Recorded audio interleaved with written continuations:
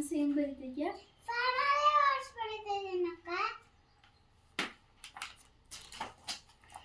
ಸರಿ, ನನಗೇನೋ ಒಂದು ಕ್ವಶನ್ ಕೇಳಲ್ಲ, ಆನ್ಸರ್ ಮಾಡ್ತೀಯಾ?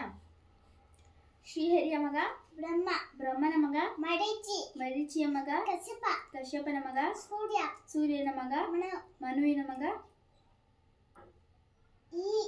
ಈಶ್ವಾಕು, ಈಶ್ವಾಕುವಿನ ಮಗ ಕುಕ್ಷಿ, ಕುಕ್ಷಿಯ ಮಗ ವಿಕುಕ್ಷಿ, ವಿಕುಕ್ಷಿಯ ಮಗ ಬಾಣ, ಬಾಣನ ಮಗ ಅನುರಣ್ಯ, ಅನುರಣ್ಯನ ಮಗ ಋತು, ಪೃಥುವಿನ ಮಗ ತ್ರಿಶಂಕು, ತ್ರಿಶಂಕುವಿನ ಮಗ ದುಂದುಮಾನ, ದುಂದುಮಾನನ ಮಗ ಮಾಂಧಾತ, ಮಾಂಧಾತನ ಮಗ ಸುಸಂಧಿಯ ಮಗ ಧ್ರುವಸಂಧಿ, ಧ್ರುವಸಂಧಿಯ ಮಗ ಭರತನ ಮಗ ಅಶಿತನ ಮಗ ಸಗರ, ಸಗರನ ಮಗ ಅಸಮಂಜಸ, ಅಸಮಂಜಸನ ಮಗ ಅಂಶುವಂತ, ಅಂಶುವಂತನ ಮಗ ದಿಲೀಪ, ದಿಲೀಪನ ಮಗ ಭಗೀರಥ, ಭಗೀರಥನ ಮಗ ಕುಕುತ್ಸು, ಕುಕುತ್ಸುವಿನ ಮಗ ರಘು, ರಘುವಿನ ಮಗ ಪ್ರಬುದ್ಧ, ಪ್ರಬುದ್ಧನ ಮಗ ಶಂಕರ, ಶಂಕರನ ಮಗ ಸುದರ್ಶನ, ಸುದರ್ಶನನ ಮಗ ಅಗ್ನಿವರ್ಣ, ಅಗ್ನಿವರ್ಣನ ಮಗ ಶೀಘ್ರವೇದ, ಶೀಘ್ರವೇದನ ಮಗ ಮರುವಿನ ಮಗ ಮರುವಿನ ಮಗ ಪ್ರಶಿಕ್ಷಕ, ಪ್ರಶಿಕ್ಷಕನ ಮಗ ಅಂಬರೀಷ, ಅಂಬರೀಷನ ಮಗ ನಹುಷ, ನಹುಷನ ಮಗ ಯಯಾತಿ, ಯಯಾತಿಯ ಮಗ ನಾಗಭ, ನಾಭಗನ ಮಗ ಅಜ್ಜ, ಅಜ್ಜನ ಮಗ ದಶರಥ, ದಶರಥನ ಮಗ